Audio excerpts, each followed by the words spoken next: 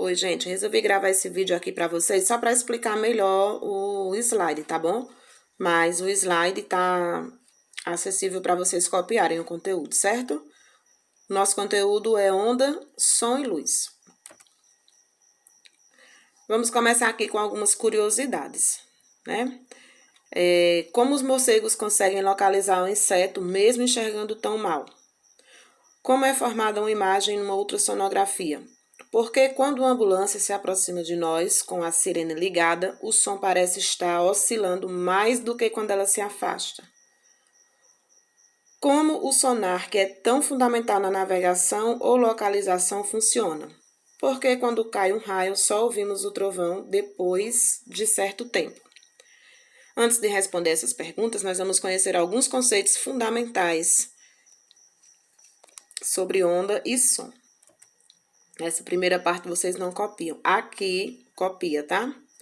Ondas são perturbações que se propagam em um meio. Na propagação, apenas a energia é transportada, não havendo transporte de matéria. As ondas no cotidiano. Aqui não precisa copiar, é só para informação. As ondas estão sempre presentes nos mais diversos fenômenos e situações do dia a dia. Por exemplo, o som de um violão, o reflexo de uma paisagem, uma radiografia, que é um raio-x, tá? Todos esses exemplos aí são exemplos de ondas. As ondas podem ser mecânica ou eletromagnética. Ondas mecânicas são ondas que se propagam em meios materiais. Como assim, professora? Por exemplo, as ondas do mar, as ondas sonoras, que são as ondas de som, as ondas sísmicas, que são as ondas de abalos, como terremotos, as ondas em cordas e etc. Eu coloquei aí uma imagem, né, de um garoto ondulando uma corda, certo? Ondas eletromagnéticas são ondas formadas por campos elétricos e magnéticos, por exemplo, ondas luminosas, raio-x, micro-ondas, ondas de rádio, TV e etc. Falando agora um pouco sobre os tipos de ondas. Ondas unidimensionais, quando se propagam numa só direção, ou seja, uma dimensão apenas. Por exemplo, o som se propagando numa linha, ondas em uma corda e etc. Percebam que ao movimentar a corda, o garoto ele está provocando ondas em uma mesma direção, tá? Então, por isso que são unidimensionais. Ondas, deixa eu voltar aqui, ondas bidimensionais, quando se propagam ao longo de um plano e gera duas dimensões. Por exemplo, ondas na superfície da água. Acredito que todo mundo aqui já pegou uma pedra, jogou na água, né, no lago, no açude, joga e veja o que acontece. Criam-se várias ondas, né? Existem ali várias ondulações. Esse tipo de ondulação é bidimensional, porque acontece em duas dimensões. E ondas tridimensionais, quando se propagam em todas as direções, ou seja, em 3D. São as ondas sísmicas, as ondas sonoras, que são as ondas de som, no ar, certo? Agora vamos falar um pouco sobre o som. O que é o som e como ele é produzido? Bom, o som é a propagação de uma perturbação no meio mecânico. Os sons são ondas mecânicas longitudinais e tridimensionais. Como ouvimos um som? Nessa parte do slide não precisa você copiar, aqui é só informação que você vai ler apenas só para você ficar informado de como é que nós conseguimos ouvir um som, certo? Falando agora um pouco sobre fenômenos sonoros. Persistência auditiva é o tempo que leva para deixarmos de perceber um som, por exemplo, 0,1 segundo.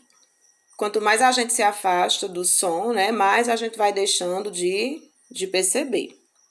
O eco ocorre quando a pessoa percebe o som por ela emitido, duas vezes diferentes, distintas. Eu não sei se vocês já conseguiram ver uma situação como essa, né? Quando você fala e o som emitido pela nossa voz causa um eco, ou seja, ele é emitido duas vezes.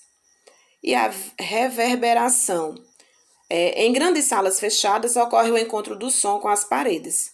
Esse encontro produz reflexões múltiplas que, além de reforçar o som, prolongam-se durante algum tempo depois de cessada a emissão. Ou seja, mesmo depois que o som acaba, mesmo depois que o som deixa de ser emitido, ainda continua aquele barulho. Isso acontece quando você está numa sala e o som está ligado bem alto. O que acontece quando o som é desligado, né? Então, mesmo depois que desliga o som, você ainda consegue ouvir, né? Você ainda consegue perceber, aliás, reflexões desse som durante algum tempo. Qualidades do som. Nós temos aí a altura, qualidade que permite diferenciar um som agudo, alta frequência, de um som grave, baixa frequência. Essas observações não precisa copiar, tá? A observação 1 que eu coloquei foi a altura do som depende apenas da frequência da fonte emissora, né? A altura do som vai depender da fonte que está emitindo o som. Se você está ouvindo um rádio, por exemplo, você pode controlar essa altura, né?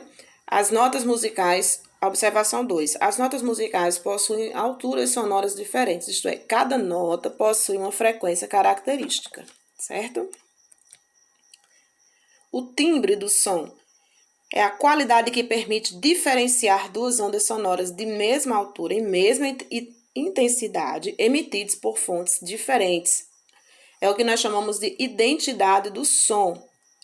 Uma observação, não precisa copiar, é que o timbre está relacionado à forma da onda emitida pelo instrumento. Eu coloquei aí 2 instrumentos como exemplo, né? Já tem no slide a flauta e o xilofone. E para encerrarmos, deixa eu ver se encerra aqui. Tá. Para encerrarmos, nós vamos falar sobre o nível sonoro. O nível sonoro é a intensidade sonora percebida ou detectada pelo sistema auditivo humano. É medida em decíbel. E aí eu coloquei a escala, né? O limiar da audição, até quanto a gente pode, né? E o limiar da dor, ou seja, é aquele som tão intenso, tão intensivo que causa dor ao ouvirmos, certo? Essa tabela que eu coloquei aí não precisa copiar não, tá bom? Você só copia nível sonoro. Eu vou identificar para vocês o que precisa e o que não precisa copiar, ok?